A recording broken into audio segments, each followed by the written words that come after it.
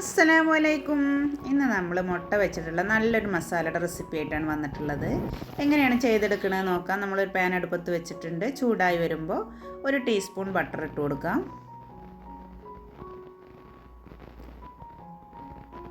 നമ്മളൊരു 3 മുട്ട എടുത്തിട്ടുണ്ട്. ആവശ്യത്തിനുള്ള ഉപ്പ് ചേർത്ത് നന്നായിട്ടൊന്ന് കലക്കിയെടുക്കാം. നമ്മൾ എണ്ണ നന്നായി ചൂടായി വന്നിട്ടുണ്ട്. അതിലേക്ക് ഒഴിച്ചു കൊടുത്തിട്ട് നമുക്കൊരു ഓംലെറ്റ് ഉണ്ടാക്കിയെടുക്കണ പോലെ ഒന്ന് വേവിച്ചെടുക്കണം.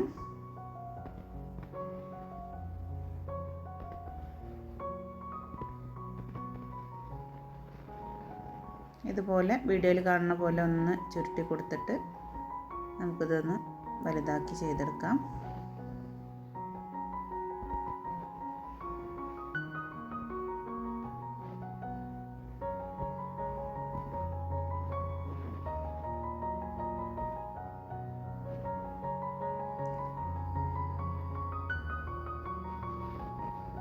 ഇനി ഇതിനൊന്ന് തിരിച്ചിട്ട് കൊടുക്കാം.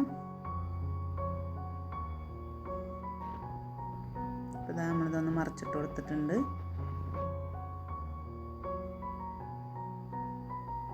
വെന്ത് കിട്ടിയിട്ടുണ്ടാവും. ഇനി നമുക്ക് ഈ സ്പാച്ചില വെച്ചിട്ട് ഇതുപോലെ ഒന്ന് വലിയ വലിയ കഷ്ണങ്ങളാക്കിയിട്ടൊന്ന് ഉടച്ചെടുക്കാം. ഇത്തിരി ചെറിയ ചെറിയ കഷ്ണങ്ങളാക്കണ്ട, അത്യാവശ്യം വലിപ്പത്തിലുള്ള കഷ്ണങ്ങളാക്കിയിട്ട് നമുക്കിതൊന്ന് ഉടച്ചെടുക്കാം. വീഡിയോ ആദ്യമായി കാണുന്നവരുണ്ടെങ്കിൽ ഒന്ന് സബ്സ്ക്രൈബ് ചെയ്ത് സപ്പോർട്ട് ചെയ്യുക.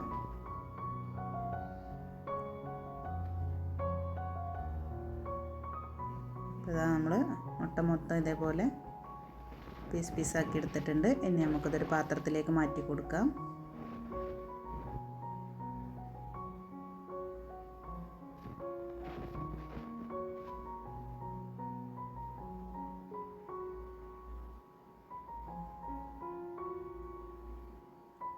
ഇനി ഇതേ പാനിലേക്ക് തന്നെ നമ്മൾ വീണ്ടും ഒരു ടേബിൾ സ്പൂൺ ബട്ടർ ഇട്ട് കൊടുത്തിട്ടുണ്ട്. നമുക്കൊരു മസാല റെഡിയാക്കി എടുക്കാനാണ്.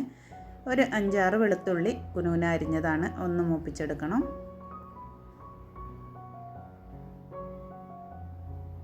ഇതിൻ്റെ കൂടെ 1/2 ടീസ്പൂൺ വലിയ ജീരകവും 1/4 ടീസ്പൂൺ ചെറിയ ജീരകവും കൂടി ഇട്ട് കൊടുക്കുക.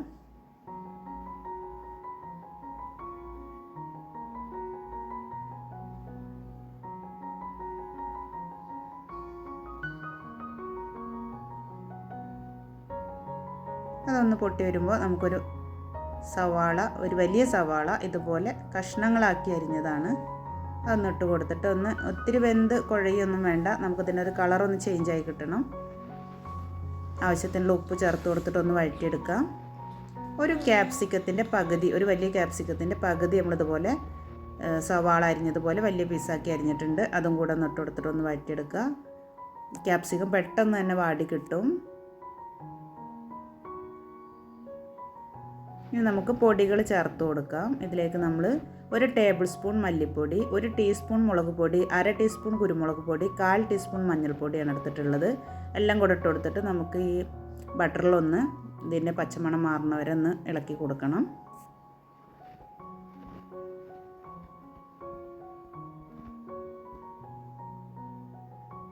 മസാലയൊക്കെ നന്നായിട്ടൊന്ന്, പൊടികളൊക്കെ നന്നായിട്ടൊന്ന് ഒരു വറവായിട്ട് നല്ലൊരു സ്മെല്ല് വരും. ഈ സമയത്ത് നമുക്കൊരു 2 ടേബിൾ സ്പൂൺ വെള്ളം ഒഴിച്ചു കൊടുത്തിട്ട് ഒന്ന് അടച്ചു വെച്ച് വേവിച്ചെടുക്കാം.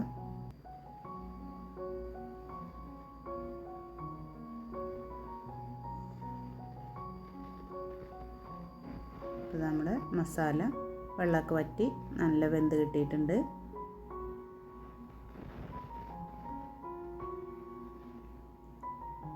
ഇനി നമ്മൾ മുട്ട വേവിച്ച് വെച്ചത് ചേർത്ത് കൊടുത്തിട്ട് വീണ്ടും നമുക്കൊന്ന് ഇളക്കി ഒന്ന് യോജിപ്പിച്ചെടുക്കണം.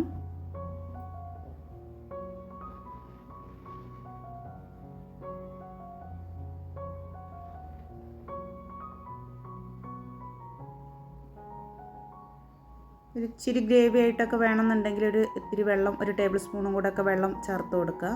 ഞാൻ ചേർത്ത് കൊടുത്തിട്ടില്ല. ഒരു ചെറുനാരങ്ങയുടെ പകുതി ഇതുപോലെ ഒന്ന് ഇതിൻ്റെ മുകൾ ഭാഗത്തായിട്ടൊന്ന് പിഴിഞ്ഞു കൊടുക്കുക. 1 ടേബിൾ സ്പൂൺ കെച്ചപ്പും കൂടി ചേർത്ത് കൊടുത്തിട്ട് ഒന്ന് ഇളക്കി കൊടുത്താൽ 2 തണ്ട് കറിവേപ്പില ഇട്ട് കൊടുത്തിട്ടുണ്ട്. ഇതെല്ലാം കൂടെ ഒന്ന് മിക്സ് ചെയ്താൽ നമുക്ക് ഫ്ലെയിം ഓഫ് ചെയ്ത് കൊടുക്കാം.